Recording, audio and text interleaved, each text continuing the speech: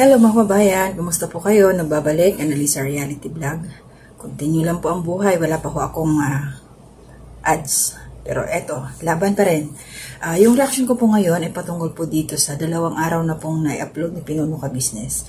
Yung bibigay ko kasi yung aking sariling opinion at reaction patungkol dito sa bahay ni Bong, kung ibebenta ba ito or pauupahan. Kasi yun ang ano doon nila Pinuno Ka Business nung pumunta sila doon pagbisita sa bahay ni Bong at kasama nga po ito. Pero syempre, bago ko ituloy, maraming salamat po sa inyong lahat.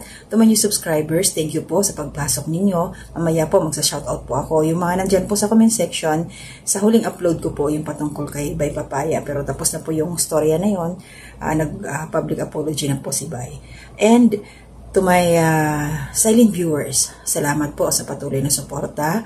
At saka yung mga nagla-like lagi, yung mga nandiyan, mga nagko-comment, maraming salamat po sa inyo. And please support po ang ating Pinuno Ka Business Official, Papa Dins TV, and Ka Business Family. Shoutout po sa aking mga kasamahang mga reactors at yung mga kagwangs din po natin. Mamaya pag meron akong, hindi ko makalimutan sana isa-isahin ko rin po kung sino-sino yung mga kasamaan ko mga reactors para doon po sa mga bago pa lang sa ating munting kubo. So yun na nga. Dito po sa pagbisita nila Pinuno Ka Business, doon sa bahay ni Bong, kasama nga ito si Kagwang Burnok Official at saka si Kagwang Buknoy Official. Ito si Bong, andun sila, pati si Pinuno Ka Business. Sinilip at pinuntahan nila yung bahay ni Bong. Dito nga, nabanggit doon ni Pinuno Ka Business kung napauupahan daw nila at naging din, may isang option pa kung ibebenta at nagtanong nga ito kay, shoutout kay Ate Ninette as yung human CCTV po ng Ka Business Official. Talagang alam naman yan, Ate Ninette, pinanindigan yan talaga yun eh. So yun, meron na nga daw gustong umupa or kung ibebenta man, nabanggit nga ni Pinuno yung amount is pwedeng 400,000. Sa sitwasyon doon, di ba binabaha? Pero nasa yun, kung sino yung magkakagusto sa lugar na yun. Pero ito yung aking opinion doon. Kung ibebenta or pauupahan. Para sa akin, kasi alam natin na gusto talaga nating lahat ng mga supporters ng Ka Business Official, yung mga nagmamahal kay Bong, na mailayo na siya sa lugar na yun. Kasi kung halimbawa pauupahan lang siya, ang mindset ni Bong, iisipin niya, mayroon pa rin siyang bahay. Mayroon pa rin siyang babalikan. At yung mga, kung halimbawa, mayroong mga nangungupahan, alam naman natin na pwede nating paalisin yon. Bigyan lang ng time, o sige, lipat ka na kasi babalik na ako dito sa bahay ko. Pwede mangyari yon kung pauupahan lang. So, andun na naman si Bong sa temptation na hindi naman siya makahindi sa kanyang mga barkada. Shout out sa mga barkada ni Bong. Alam nyo na yan. Kung ano yung nangyari sa kanya, di ba? So, yun. So, para sa akin, para sa opinion ko talaga, hindi ako, sabihin na natin, hindi ako pabor doon sa pauupahan lang. Kasi talagang, darating yung time na babalik pa rin si Bong doon. Diba? Pauupahan lang siya eh. Mas the best doon para sa akin, opinion ko lang po, hindi ko pinangungunahan sila Pinuno Ka Business, yung Ka Business Family. Ito po yung opinion ko lang, reaction ko. Kung para sa akin, kung ako ang tatanungin, mas maganda talaga kung ibebenta na lang yung bahay at saka yung lupa na yun ni Bong para wala na siyang babalikan. Anyway, meron naman siyang lupa doon sa Bulacan, yung kila Pinuno Ka Business. Meron naman siya doon, 300 square meter yun. Nabanggit naman nila Pinuno Ka Business, malinaw yun na doon sa nabili ni Pinuno na 2 hectares, bawat kagwangs merong tig 200 square meter. Plus, meron pang ibibigay si Kagwang Wakiwak Official na pala. Shoutout po, Sir Wakiwak TV.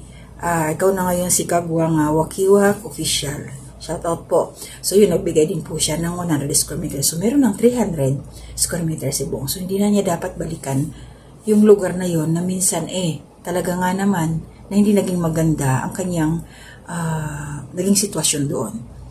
Parang gumuho yung pagkatao niya roon, nasisira yung buhay niya kasi nga hindi nga siya makaayaw sa mga bisyo. Dahil nandoon lang nandoon lang ang yung ano niya, yung pag-inom, yung paggamit niya ng hindi yung mga bawal na gamot, yung mga gano'n, nandun lang. So, kailangan talaga mailayo na siya doon sa lugar na yun. Kaya para sa akin, kung akong tatanungin, ibenta po, Pinuno Ka Business. Kung magbubutuhan tayo, o sige, magbutuhan tayo, o sino yung in favor doon na ibenta yung bahay at lupa ni Bong? O ako, number 1 vote na ako doon. Pero meron din naman nagsasabi na patirahan daw sa mga kagwang, isa sa mga kagwangs. Nabanggit nga rin ni Pinuno, malayo yun. Malayo yung lugar ni Bong, yung bahay na yun, kung halimbawa yung mga pamilya ng kagwang, sino naman yung papayag doon, alam naman nilang binaba. Diba? So, tapos masasayang din yung mga gamit, tapos yung pag may anak, delikado rin, kawawa. Pag sila yung titira doon. Kasi kung ako, halimbawa, yung bahay na yun, dapat talaga naka-level siya doon sa, yung taas, yung sa lupa. So, mangyayari doon, pag ipaayos nila, may silong na siya. Parang yung bakante, yung open na lang yun doon sa baba, tataasan na lang yung bahay ni Bong.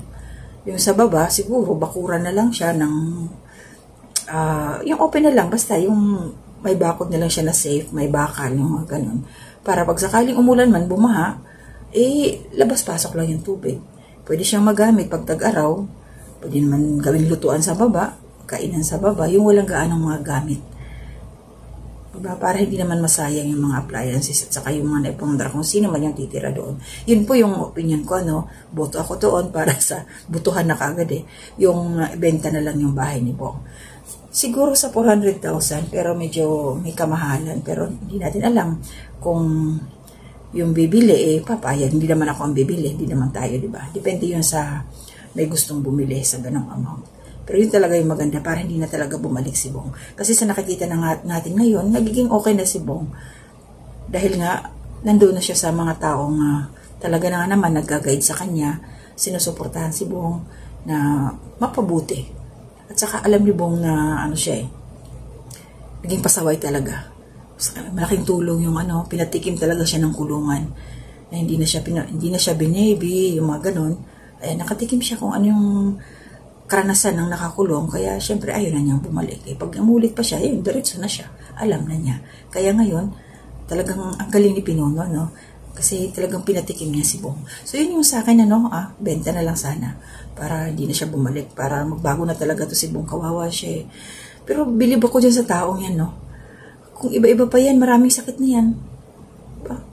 Pero yung ulanan, basa, initan, si Bong, tibay, lakas ng immune system niya. Yun nga lang siguro yung sa sikmura niya, yung pag-inom-inom, kasi syempre nagkakaedad na rin, gano'n naman talaga, tataas yung sugar o kung ano-ano man. So at least, ayan, naalagaan na siya, namamonitor na siya ng ka-business family, kasama yung mga kagwangs, at nakikita ko na yung improvement ni Bong. Alam ko naman na marami tayong masaya para sa kanya. At harinawa, pag-pray natin na talaga nga naman merong dumating na bigay ng ating Panginoon para kay Bong na makakasama niya habang buhay para magkapagbuo siya ng sarili niyang pamilya.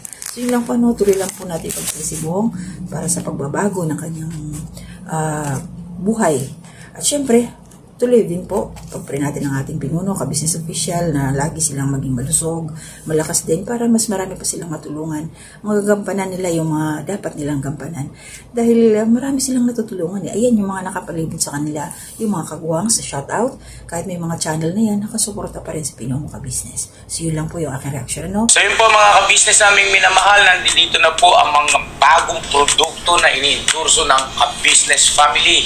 Ayan po mga ka-business, meron po tayong mga bagong product na inilo-launch. Ito po yung ating gagamit sa pang-araw-araw na buhay natin sa car and motor na accessories. Oh, wow! Ayan, meron po tayong tire block, meron din po tayong magic gatas mga ka-business. Ito po yung pampakintab. At meron din tayong pampabango ng sa helmet. Po. And pwede nyo pong i-check yung ating mga produktong ito sa ating official website ng kabusinessofficial.com. Lahat po ito kinagamit ng ka-business family at yun, garantisadong epektibo ka-business. Po mga ka-business, meron din tayo bagong produkto ngayon. Ito po ang warts removal. Uy! Yan. At saka meron din po siyang cream. Effective din po yung mga ka-business, konting patak na lang po. Antayin nyo lang siyang matuyo at siguradong warts removal agad. Wow. At meron din po tayo hair grower.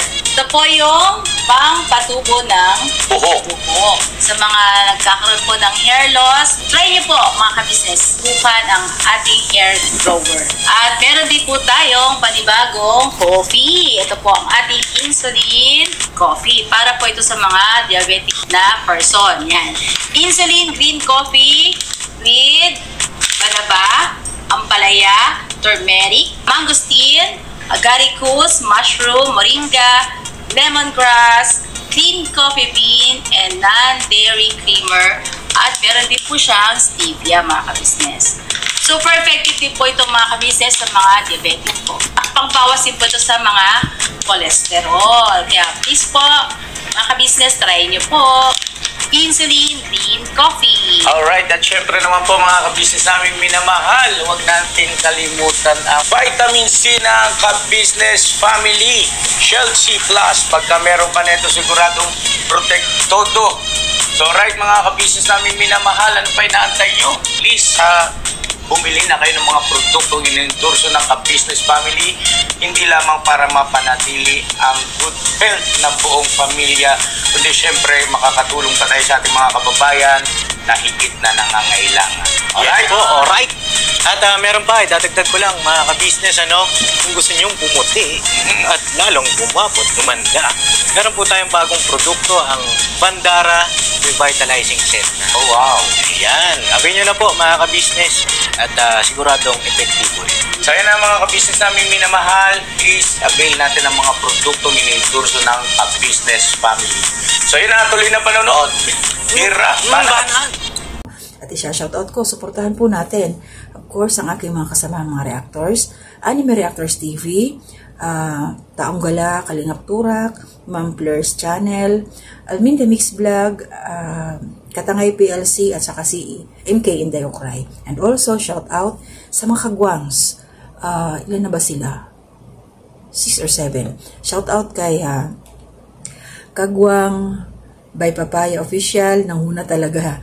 Kagwang Burnok Official, Kagwang Buknoy Official, Kagwang Intoy Official, sino pa ba? Kagwang Damulag Official, si Kagwang Wakiwak Official. Yun. Meron pa ba akong nakalimutan? Hala, shoutout na lang kung sino man yung nakalimutan ko dyan. Comment down below na lang po. Yes, ayun. Kagwang Bugi Official. Ayan. Ito si Bugi, paisi-isi lang siya, babe lang siya, mabait lang siya. Talaga naman, swerte mapapangasawa din ni Bugs, no? Yan. So, shoutout din po. Maraming salamat po sa patuloy na suporta ninyo sa akin at may subscribers. Ate Marilyn, thank you po. Lagi kayong nariyan sa akin. Nicor Samiliano Ralph, salamat te. And shoutout po sa bagong pasok na nag-comment po sa aking upload kay Bay Papaya. Kabayan Lina Losada, salamat po. Ate Sara, salamat din po. Shout out. Lenny Gatchalian, shout out po. Lolita Eliason, shout out po.